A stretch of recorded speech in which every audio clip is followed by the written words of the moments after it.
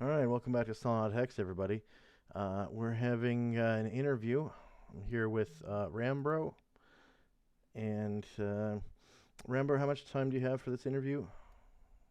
Approximately an hour. Okay, good. I've about that much time as well. How did you find out about Solynod Hex?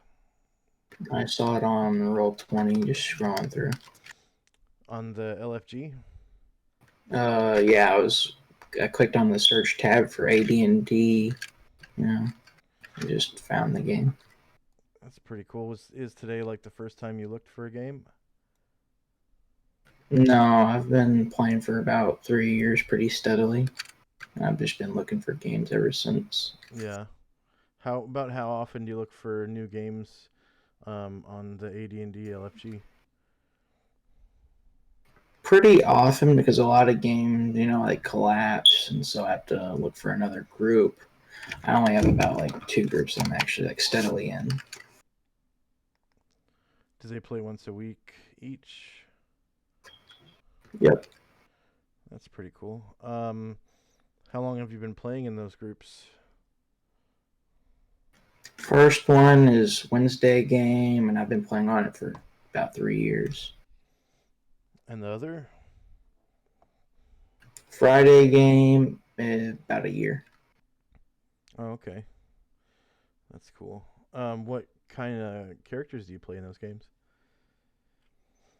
And the Wednesday game, I play like a thief magic user multi-class, and it's pretty fun. But a lot of the players kind of power game when they made their characters, so it makes my character look relatively weak in comparison. Ah, And okay. it's What do you, kind of dragging on.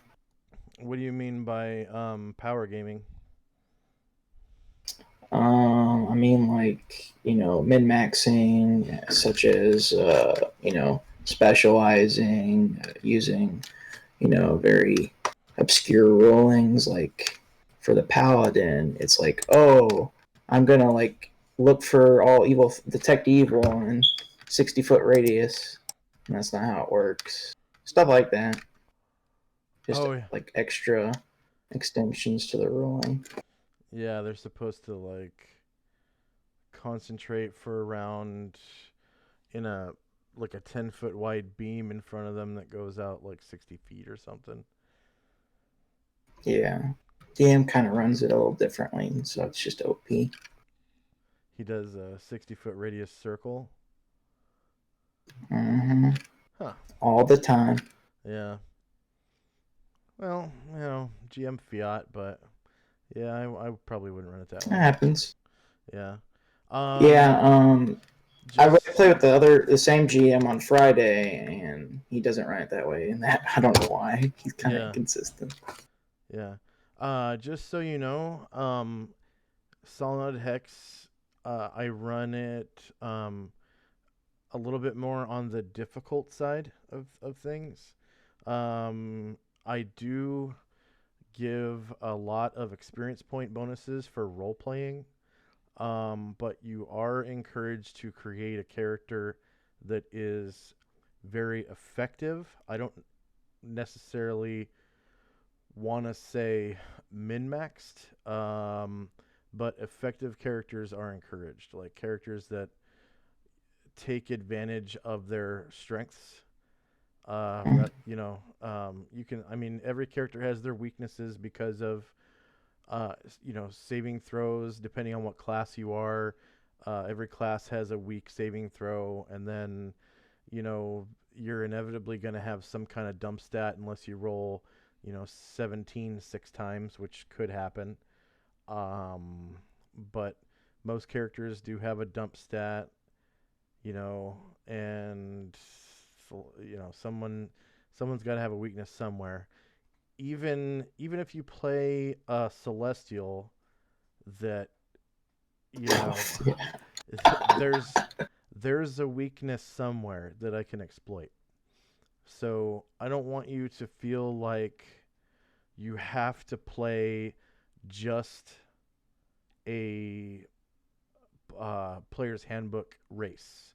If you want to play a minotaur, or a kobold or a half orc, or if you want to play a Gardnal, or if you want to play an Eladrin, or uh, a what are they called? An Azamar or an Azamon, you can play those races. So I don't want you to feel like you need to limit yourself. I just want you to create a character that you think is cool. That a character you always wanted to play, but the DMs just constantly said no, no, it's too powerful. No, you can't play that in my campaign. It's too powerful. If it's in if it's in one of the books that I use, I encourage you to play that, whatever it is that interests you. Okay, just so All right. you. So you're by no means limited to uh, player's handbook stuff only. If you want to play an Azamar Paladin Chevalier, go right ahead, because it's all in the dice whether or not you can play that character. And if you are lucky enough to roll the stats to play certain races, by all means do so. I even have had a guy in this campaign play a gold dragon hatchling. He literally played a gold dragon. There are rules for that in AD&D Second Edition. Yeah, isn't that like a detriment of like 2 million XP? In order to gain a level to get from hatchling to age category 1, they have to earn something like 250,000 experience points. Yeah, it's something ridiculous. It's like It holy is, crap. yeah, but keep in mind, as soon as a gold dragon is born, they have 10 hit dice. You are It's true. born level 10. Okay? And along with that comes the power of a 10 hit dice character. You have the saving throws of a 10 hit dice character. You gain henchmen as though you were a 10 hit dice character. So if you wanted, I allow people to have as many of their henchmen as they want at one time. Uh, Henchmen are in a finite number depending on your charisma, and the only way you can get more once you max out is to raise your charisma score. But if you want to have all 24 of your henchmen all at the same time, you can have that in my game. So, if you rolled up a gold dragon, uh, like a general, regular dragon, the fighter warrior dragon or whatever, Mm-hmm. the one from the um, monstrous manual, and you rolled a really good charisma score, you could have, you know, 12 level 1 henchmen pretty pretty pretty close to when you start. So, it's all up to you how you want to build your character and play it. I do try to play by the book. When it comes to dragons, though, I do lift a couple restrictions because number one, aging obviously is not going to happen. You're not going to age 100 years in my campaign because I don't do 100 years of downtime. What if you get hasted 100 times? Nope. All haste does is subtract from your maximum age. It doesn't add years to your like physical appearance. It just subtracts from your maximum age. All right. So um, and then also with dragons, they have a gold coin responsibility to gain levels that is like 2 gold coins per experience or something, and it's pretty ridiculous. So I've lifted that one. So pretty much the only um, restrictions to gaining levels as a dragon are experience points and then your bonded horde. Your bonded horde is important, and it's bonded horde is really easy. Like to get from hatchling to one, you only need like 2,000 experience points worth of magic items or something like that. It's pretty easy, or maybe it's 1,000. So you could do that with like a Mhm. couple of potions. You know, a couple of potions add up to 1,000, and boom, your bonded horde is where it needs to be. So the money aspect is nigh impossible unless you play alone, and then aging, unless you're playing all dragons, it's not going to happen. So I lifted those two restrictions for regular D&D dragons. Um, let's see. How long do you plan on playing in Solynod X? I know I asked you that question before, but that was the previous broadcast before we went live. So, Mhm. how long do you plan on playing in Solynod Hex? As long as the campaign runs, or if I have any, unknown duties that I have to fulfill Okay. personally. Yeah. Are you going to college? Yeah. So you probably have like finals and stuff like that. Yeah, but it's on a Saturday. I'll probably just have it as my break. Just be my break day. You don't study on Saturdays? I'll study on Sunday.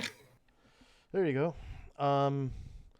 I have been um, kind of playing around with the idea of switching Solid Hex to a Sunday game, just because there are a couple people who sometimes work on Saturdays, and then also one of our players seems to have an easier time making it to the game on Sunday somehow. I don't know. He lives in like Manhattan, and he rides the trains a lot, and it seems to kind of get in the way a lot on Saturdays. But Sundays is kind of different. He's usually somehow at home. Mhm. So that might be something we could look at in the future. Are you opposed to switching to Sundays or anything like that? I could probably run Sundays. It might be a little more difficult, but I might be able to. Okay. Okay.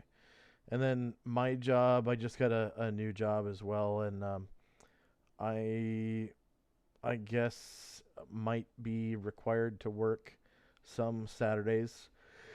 And so I thought maybe in order to um, nip that in the bud, it might be a good idea to switch to Sundays. But we'll have to see how it goes for the next couple of months.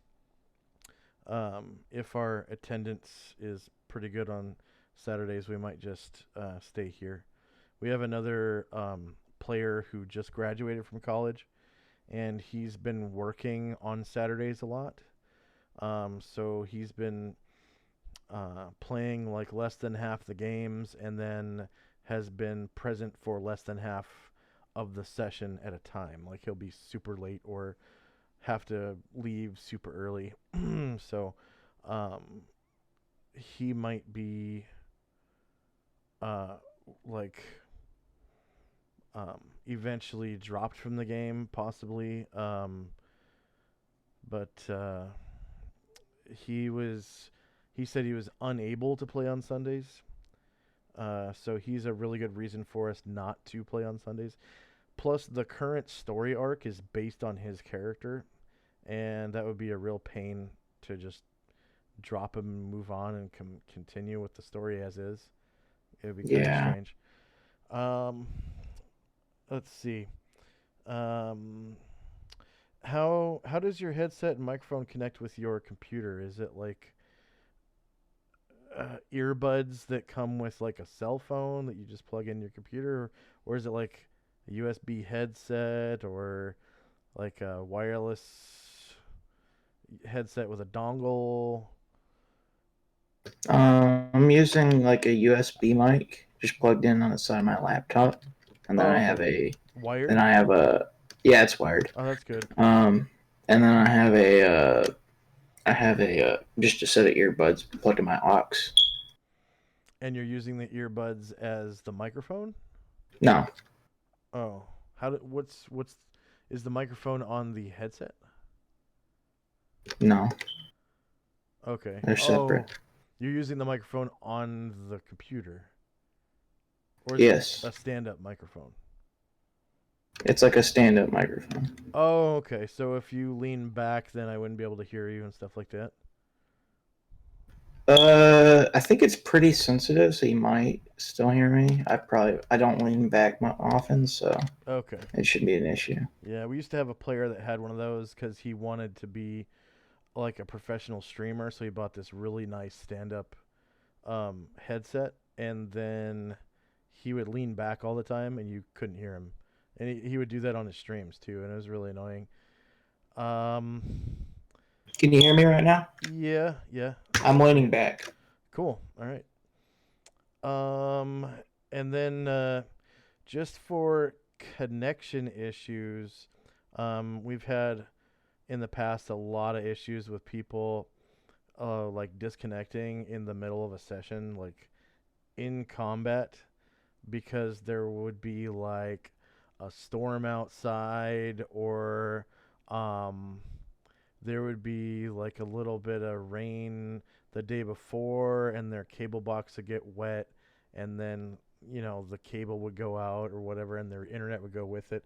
So I'm just wondering, how does your um, computer connect with your router? Is it like hard wired to your router and then to your modem and then to your wall, or is there like a wireless connection where it goes through a couple of walls to your router and then to your modem and then to the Okay, so I actually have two ways I connect to my router. yeah. I actually, a few years back, I kind of just linked up an Ethernet cable up through my ceiling all the way to my room.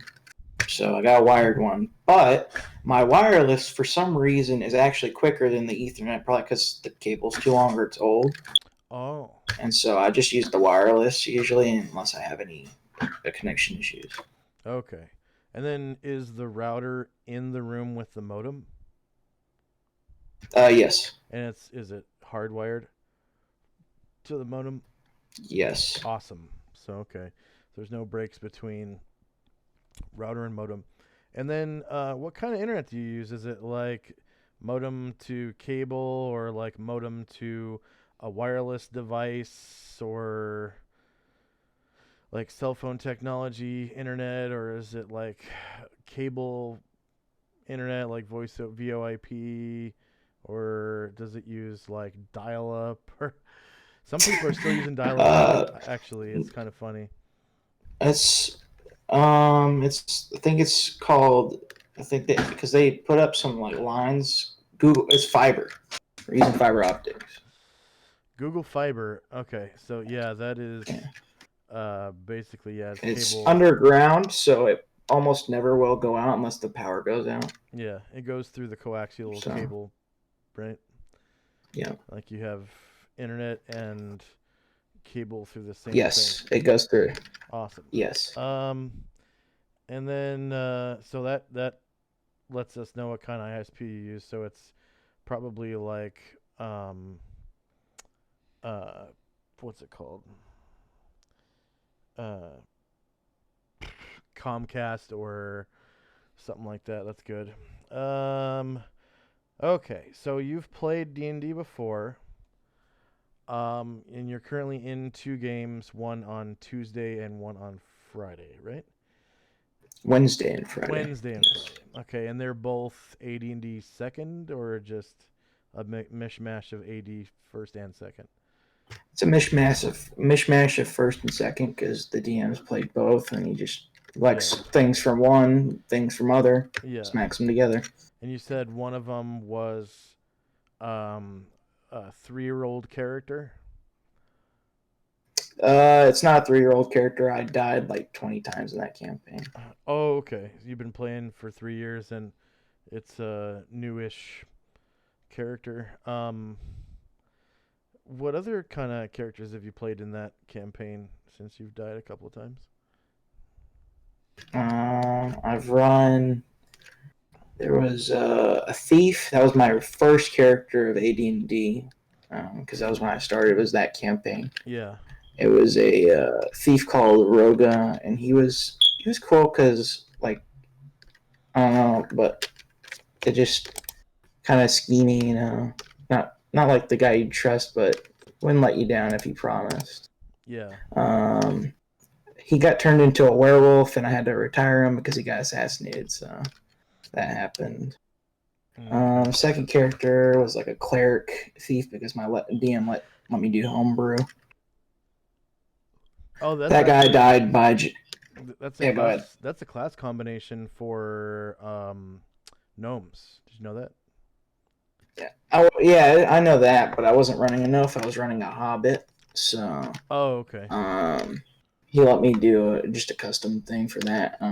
I ran into a gelatinous cube and died. Mm, yeah, I've had a friend of mine, an old friend of mine whose favorite character ever died to a gelatinous cube underwater. Oh man, I'll never forget that night. He ripped up That the hurts. character sheet and then burned it with a cigarette lighter, like a Zippo, and the really nice Zippo Yeah, lighter. Yeah, big flame on that one. And the DM was like, "No, stop! You can have him resurrected." And everybody was like, "Dude, we can use a wish or something. Come on." He was like, "Nope," and just tore it up and burned the character sheet. Couldn't believe it. I can understand that. I can understand that. Yeah, and he never played D&D with us again either. It was either Damn, it was always Cyberpunk. He would play Cyberpunk, but not D&D after that. That sucked. traumatized. I wasn't traumatized by Yeah, that. yeah. I don't know if you call it traumatized because he did it to himself. You know, he burned his own character sheet up. But yeah, I I never quite got why he did that. Um, but Yeah, so yeah, you've played D&D before. That's good. And you've obviously used Roll20 before. About how long have you been using Roll20? You said about the same amount of time. I haven't same. really played in person Okay. ever. Yeah. Personally, I like playing on the virtual tabletop over um, playing in person because I get to sit here in my living room and play in my jammies, and not Mhm. worry about, going to a grocery store and getting food and taking it over to someone's house and packing up all my books and minis and stuff like that. I used to host um, games at my place so I wouldn't have to move anything. And people would just bring over their minis and um, their binders for their characters and stuff and their dice. And it made it a lot easier. And I would like barbecue chicken or burgers or something. So we would have food, and it became like an all-day affair. We'd play from about noon um, until probably about midnight. Um, just for one, I wanted to start at noon so that anyone who was hungover would have at least until noon to recover, and get some coffee in them, some Gatorade. Because I don't know what it is, but if I have a heavy night of drinking, if I'm up, if I don't get up till about noon, and get up on a virtual tabletop, I feel okay. Have a cup of coffee, drink some Gatorade, maybe some Pedialyte, and it's great. So maybe take a Tylenol, and you feel better. Have some ramen noodle soup, and then playing till midnight. I used to save up all the experience points in notes and then spend half an hour figuring everyone's experience points. And that sometimes it would be half an hour to 45 minutes. And that became kind of a joke.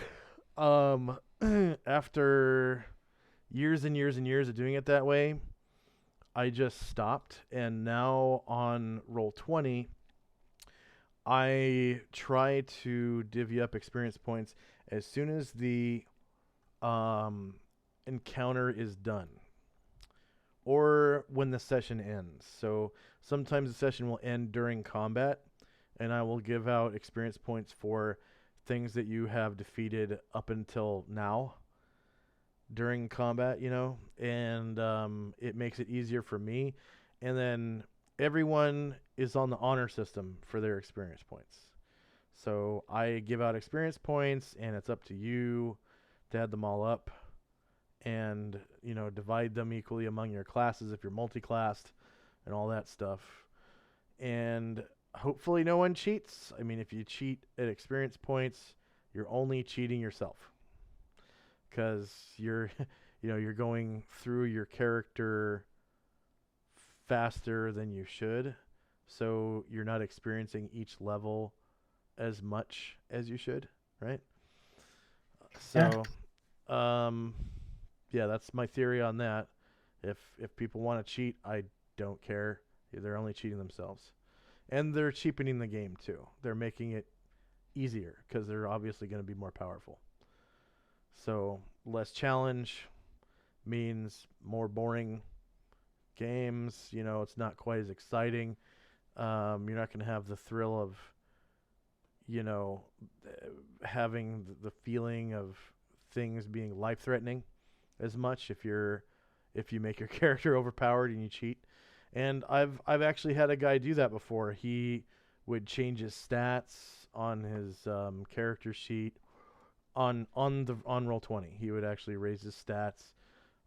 He would give himself extra experience points. He went, he got to basically be the highest level character in the group, and it was pretty obvious because he had only been with the group for like 5 months, you know, and he eventually quit the game because he, I don't know, he expected something different from D&D than what D&D is meant to be. Like he kept um, coming up with stuff that he would see in anime, and he would expect his character to be able to Uh, do things that he saw mhm. in anime cartoons. And he was like, why can't I do this? And I was like, well, you probably could have designed your character to do that from level 1 if you had chosen this uh martial art rather than this one, and this weapon rather than this one, and all that. You had a fantastical character. He was playing a monk, and he wanted his monk to do like Super Saiyan stuff, and that's not really what the monk does in AD&D. Like they can buff themselves, so you can kind of role play, buffing yourself as making yourself look more powerful. Like when you say a prayer and then you do recitation or whatever. If your monk can do recitation, I can't remember if they can. But you can make yourself, you can describe yourself as looking more powerful when you use buff spells or whatever. That's fine with me. It's all role playing, and then that gives you pluses to hit, which means you're gonna be hitting more often and doing more damage depending on what you're doing. And then some of the martial arts are more beneficial in certain situations. Like sumo, for example, is really cool when you're in a dungeon that has close quarters, because you can like push your enemies around and throw them and stuff, and you can like throw people into walls and make them take falling damage and stuff. And when you only have to throw a guy 10 feet to make him take you know 20 feet worth of falling damage or something like that, you end up doing pretty decent damage as long as you keep hitting. So, and then you can obviously throw people down holes if there's holes in the dungeon, or like a trap or something that's like a hole trap or something, the pit trap. It's already been sprung, or if there's literally a hole in the map that goes down to other levels of the map. You can throw people down holes and shit. Throw people against walls, and certain martial arts will do that, and certain ones won't. There are some martial arts that just do like striking stuff, and those don't really do a whole lot of damage, but they're more dependable because like you could be in the forest and be like 50 feet from a tree, and you can beat the hell out of somebody with iron fist, and hit them twice around and do 2d6 damage around if you hit every time. And then versus like if you're next to a tree and you throw somebody 20 feet and make them take 2d6 falling damage when you throw them, you know, bam, that's one attack. So you'd be able to Yeah. throw two different people 20 feet or something.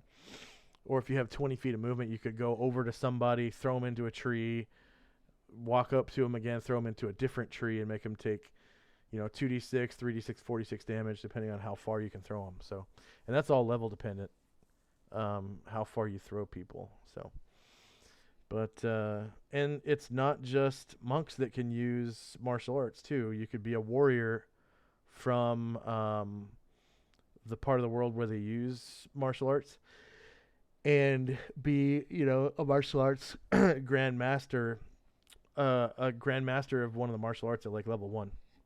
If it's a simple one, like sumo is pretty simple. There's only like 6 or 7 maneuvers in sumo, so it's easy to master it. And if you were a warrior that knew sumo, that had armor, your armor class would be awesome. You could throw people down holes and pits and stuff. And I think sumo guys can use weapons as well. And if you're a fighter that's single class, you can, expertise, or not expertise, but high master and grandmaster a weapon that's used by your martial art. And your martial art actually Yeah. gives you an extra attack every round. So that's added on to weapon mastery. So, I mean, you can make a really, really cool character if you do a little bit of research and stuff like that. Like make a samurai that does sumo. I don't know if katana is a sumo weapon, but if it was, that'd be pretty awesome because it would give you an extra attack every round and all that. And you could use your sumo while you're doing your ki stuff, so you'd hit more often and do more damage and blah blah blah blah. So there's all kinds of cool stuff you can do in second edition AD&D that I really think the other editions can't do. Uh, so, But the anyways, only problem with the fighter thing is, I think you actually get a penalty if you're wearing armor. to martial It's in arts, the punching. it depends Yeah, on what punching and wrestling rules. martial arts rules you use. So if you're looking in like the fighter's handbook at the punching and wrestling rules, there probably is a penalty. But if you're using the martial arts rules that I use, which is in the ninja's handbook, um, I don't think there are any penalties for wearing armor, other than uh, some of the strikes. Um, if you're attacking someone who is wearing armor, some of the strikes do like less damage, or it's harder to hit your opponent. And some of the special maneuvers are the same way. Like touch of death, I So, think, is really hard to do if your opponent is wearing armor. But then again, there are some moves that are easier to accomplish the heavier your opponent's armor is. Some of the throws and like one of the pushes, and I think one of the trips or something is easier when your enemy is wearing heavy armor. So mhm. some of those are pretty cool. And I made my own custom martial art that is based on fighting people in armor. And it's like a European martial art, so it's pretty cool, and it's available at level 1 for the European type characters. But let's see. Um, so what kind of character do you want to make in Solynod Hex? You were talking about making earlier. You were talking about making a warrior. Are you still Mhm. feeling the warrior thing? Yeah, I'm thinking probably some kind of fighter type, maybe like some warrior from like the Blood Viper clan, from probably some sort of like Danish type warrior. Okay. Is that like a barbarian type of warrior or Sorta, okay? Because sorta. It's a um, little more chainmail than that. okay. So um, like uh, like a generic fighter. I guess. Okay. There's there is a culture in Solynod Hex in the uh, continent of Panoplia. It's Panoplia is the like European type of continent, and in northern Panoplia, there's this place called it's a region in Panoplia called let's see, Panoplia North. Um, Thedr City, and it is kind of modeled um, after let's see.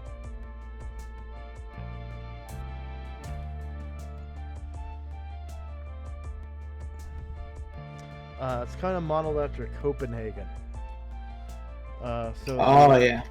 yeah, it's kind of funny that you mention the Danes. I kind of modeled this city after Copenhagen. So there's like the king's thanes and mead halls and stuff like that. And Perfect. That's perfect right there. yeah, so that's a culture that's open to PCs, and they have um, it's sort of like almost like a Viking society. So they have um, Odin. They worship Odin. Um, let's see, Odin, Loki, Freya, and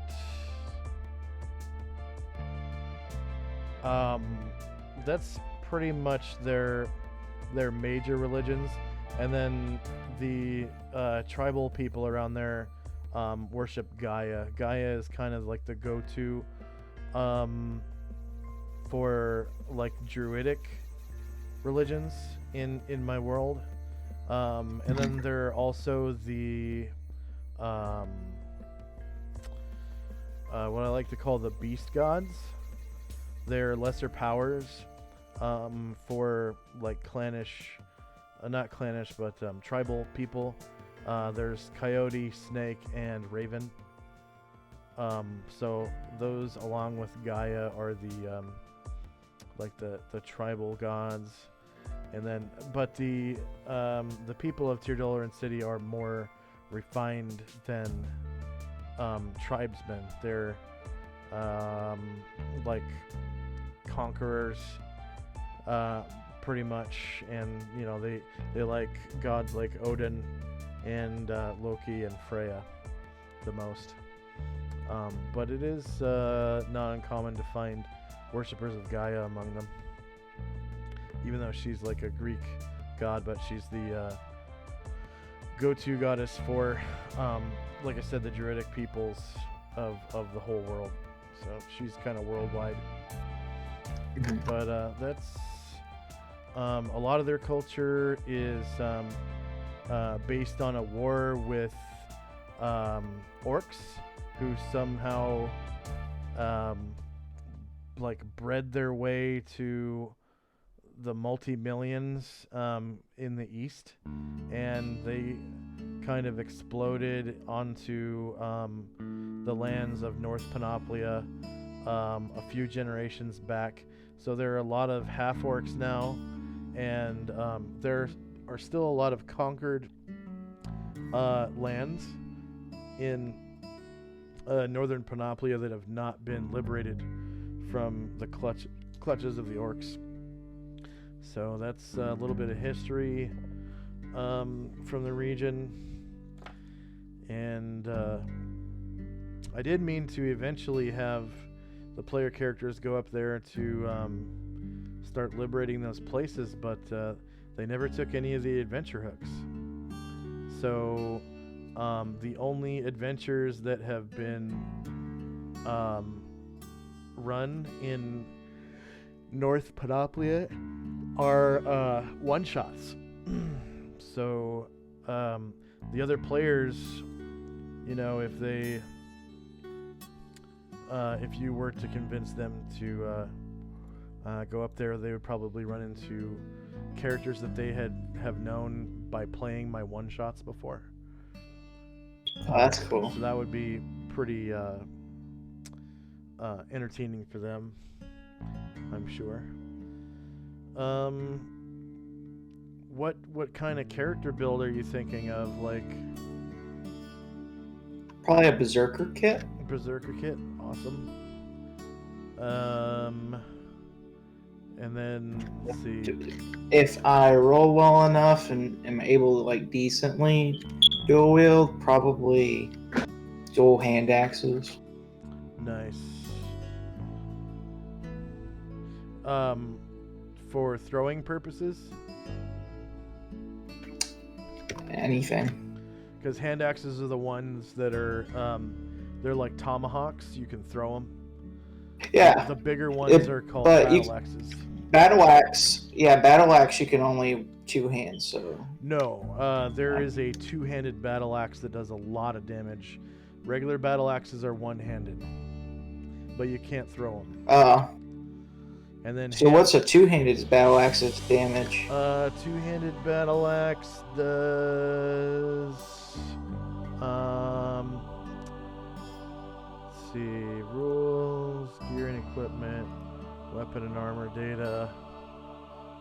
The battle axe two-handed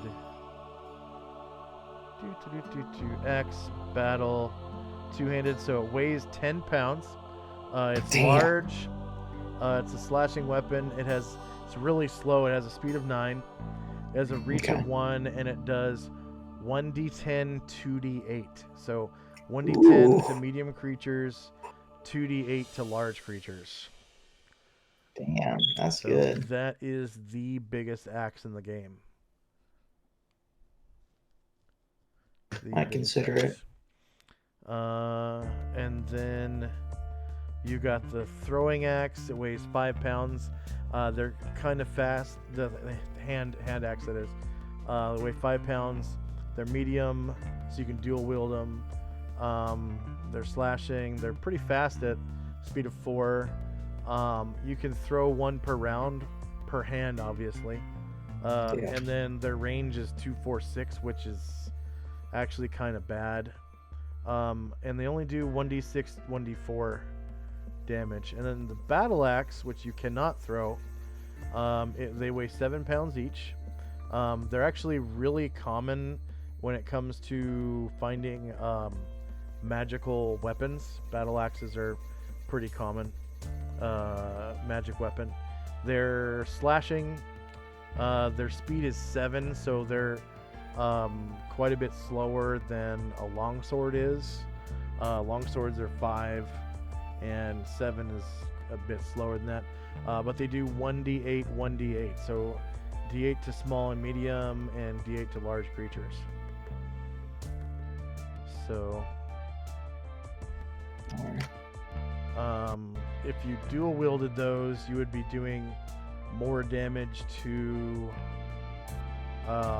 medium creatures if you were to fight medium or small creatures, and about the same damage to large creatures as two-handed axe. Two-handed axe is also has an H attached to it. When H means these weapons require two hands to wield, regardless of the wielder's size. So obviously Even it's a a giant large. has to. Yeah, obviously it's a large weapon. So medium creatures would be the smallest creature that could possibly wield one. But any size creature above medium can wield two-handed axes, and apparently no matter how big you are, they're two-handed. So like an ice giant's two-handed axe is still two-handed to them, apparently. Mm-hmm. Yeah, it's a little odd. Yeah. But the cool thing about having proficiency with weapons like that is, the two-handed axe is something that, like demons, some of the demons use them, and they have magical versions of them, and obviously you kill the demon, you take the axe, it's magic. And then some giants use them, and they have magic versions of them. So you run into a fire giant that's wielding a two-handed axe of, a flame blade two-handed axe or whatever, +3, and you slay the giant. You take the axe. You've got a flame blade two-handed axe, which is pretty awesome. So, there's always stuff like that to consider. And then finding a two-handed axe in a treasure hoard is going to be really difficult, if not impossible. I'm pretty sure that I did add two-handed axes to the axe chart, like the axe weapon chart. Let me check real quick. Find axes. Oh, come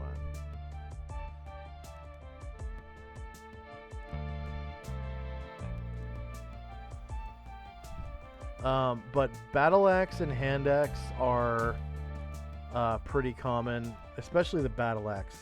I've seen a couple magic hand axes in my day, but mostly it's been battle axes because they're kind of like the axe equivalent of a longsword. They're just the most common. Makes sense. Yeah, come on, there's gotta be an axe table. When I made the system for rolling random treasure, I made rollable tables for a bunch of different weapons, and I'm pretty sure I made one for axe. It would probably be close to sword if it existed. So let me see. Find sword. Swords, flails, lances, maces, polearms, spears, hammers. Huh, there isn't one for axe.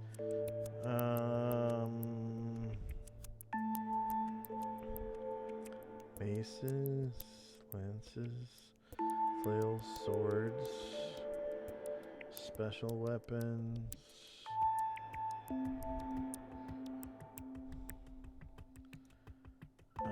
Weapon type A or B.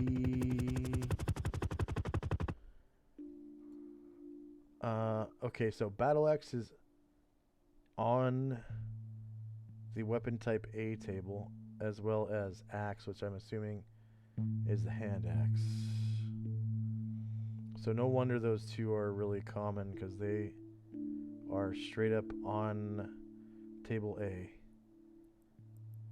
And then there's mace, lance, flail, so I had to make tables for those. Huh, so I guess Two-handed battle axe is not on there. I could make a table for axes though, and insert it where it says axe, because that could be any axe, right? Yeah. So I guess I'll do that right now.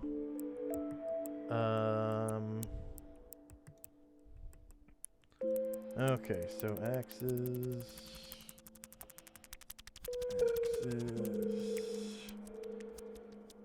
Battle axe would probably be 75. Well, 70. Actually, let me see how they did sword. Fine sword. There's 5 swords. Okay. Long sword, broadsword, short sword, bastard sword, and two-handed sword. Two-handed swords are 1%. Bastard swords are 4. Short swords are 5%. Wow. Broadswords are 20%. Broadswords. Damn, I gotta get one of those. Long swords are 70%. So I probably would do two-handed axe 5%. Battle axe 70%. And then, well, no. Because battle axe has its own entry. So hand axe 70%. Two-handed axe 5%. And then 25% for battle axe. That's how I'll do it. Okay. So battle axe 70. Save chain. Nope. Not battle axe. Hand axe. 70. Add item. Battle axe. 25. Save changes. And then two-handed axe. 5%. So 1 in 20 magic axes will be a two-handed axe. Okay, save changes. And then where it says axe, I'll put bracket 1T bracket axes bracket space. And then copy the whole line. Save changes.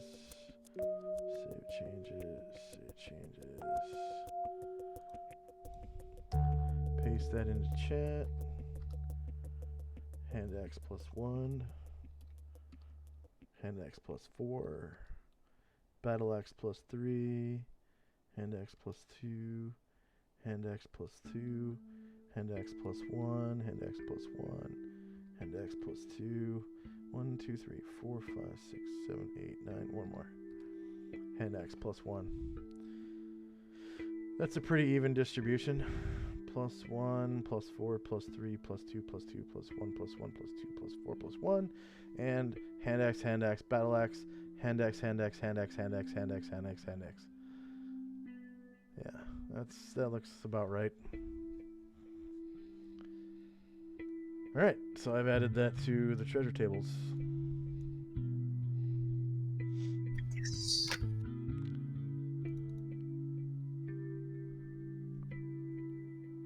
Right on. So Berserker, you said battle axe dual wielder, or did you want to go with two-handed axe? I'm still thinking about it. Okay. Maybe. All right. Might go to broadsword because there's broadswords. Maybe handbags because they're 70%. Will you be available tomorrow evening for character creation? What time tomorrow evening? So I'm in the Pacific time zone. What time zone are you in? Central. Okay, so it goes Pacific, Mountain, and then Central, from left to right, and then Eastern, of course. I usually get home at about 5 p.m. Pacific, which is 7 p.m. Central Time. Okay. And I kind of run errands usually on Mondays for about an hour after work. So I might not get home until 8 p.m. your time. Would that work out? 8 p.m. sounds pretty good to me. Okay. And it might, depending on how good you are at character creation, it might take like maybe 3 hours to make a character. Is that going to be an issue? We can split it up. You might have to split it up. Just Okay. depends. I don't know if there's extra I gotta do tomorrow. Yeah. Might have to wait. And then I like to use animated tokens, and I have some pretty cool axe wielder tokens, I think. Let's see.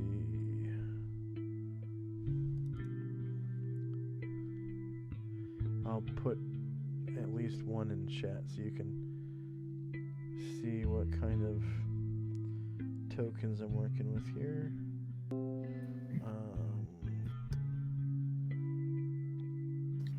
Only problem I have now is how do you want me to roll? Do you want me to roll in Discord? Do you want me to roll So I have all roll of 20 that. for this? I have all of that set up on the virtual tabletop. So when we get in touch, it'll be through Discord, and then I will send you an invitation on Roll20 to the virtual tabletop, and it'll show up in your mailbox, and you just click on the mail and accept the invitation, and then you can launch the virtual tabletop from there, and we'll get into character creation then. So you'll have at least 24 hours to like think about your character. If you want to change your mind, that's fine. If you want to play like a more powerful race and stuff like that, that's fine too. Just let me know, and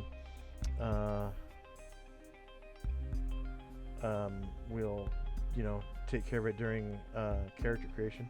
So here's a red-haired like two-handed axe berserker-esque type character.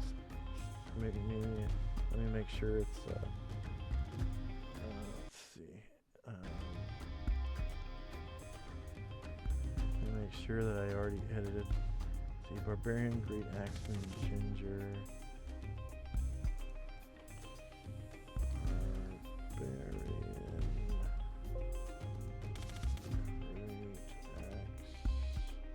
Okay, cool. Yeah. Brunette and ginger. Okay. So this is the type of tokens that are in my game. Some of them are kind of cute, and then some of them are more realistic.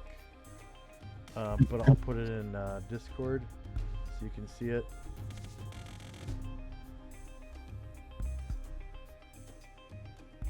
I was hoping to at least roll the stats tonight, just so I know what I'm dealing with. Just so you know, I know like. Do you see it on Discord? Yeah, I see it. Oh, that's cool. Yeah, and I mean, I have like two-handed axe guys, and I have battle axe guys and stuff. And then there's like axemen of different races. So like I have a race of men called Apercebans. They're darker skinned people, and this is an axe wielding like berserker type guy from Aperciba. Hopefully that is edited. Or, yep, it is. So he's kind of darker skinned, and that's a I think that's a hand axe actually. Battle axes have two heads on them, front and back. So Depends on the make. huh? Nothing. I was just kidding. And then let's see, why isn't it let me? There we go. Yeah, so I get these tokens from all over the internet. They're free. I can get them off of Google or whatever. And here's one that's not all cutesy. If this is more your style, it doesn't look as good in my opinion, but it looks more Danish, I guess. Yeah, it does. I might just go with little tokens that you showed me first. Yeah, and then Those look a little. if you can find a GIF file of an animated token that you like better than those, I can edit it and put it into the game. So, All right. if you want to look for one of those, you can. Here's a hand axe dual wielder.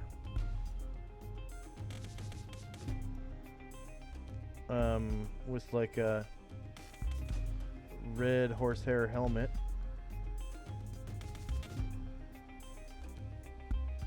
That's cool. Yeah. Looks like he's wearing like what are those, like cut-off jeans? Yeah. And then here is Jean shorties. Here's a heavy set guy with a two-handed axe. He's a little on the tubby side with a horsehair helmet.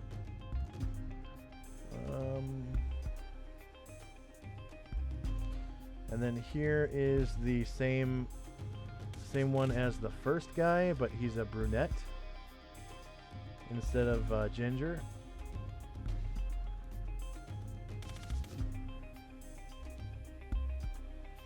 Let's see.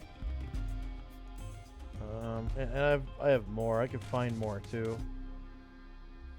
So, yeah, if you're interested in animated tokens, most of my tokens are animated. Some of them I have not yet replaced because animated tokens have only been available on Roll20 since January of 2019. So yeah, I remember seeing them pop up recently. Yeah.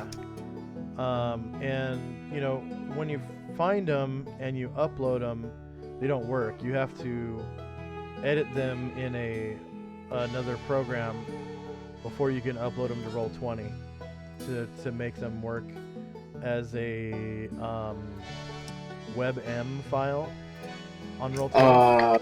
Yeah. Yeah. Mm-hmm. So yeah, it takes time. Like I have to first of all find them, and then I have to rip them onto my desktop, put them through the software to turn them into a good WebM version, and then I can upload them onto Roll20.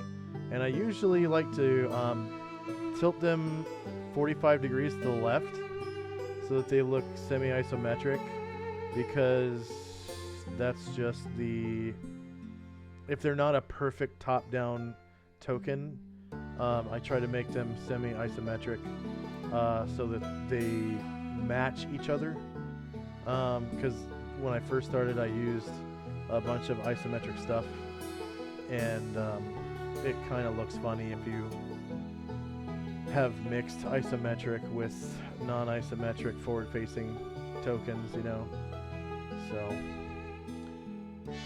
Some of the tokens I use are forward facing, but they don't look as bad if you tilt them 45 degrees to the left, because it looks semi-isometric after that.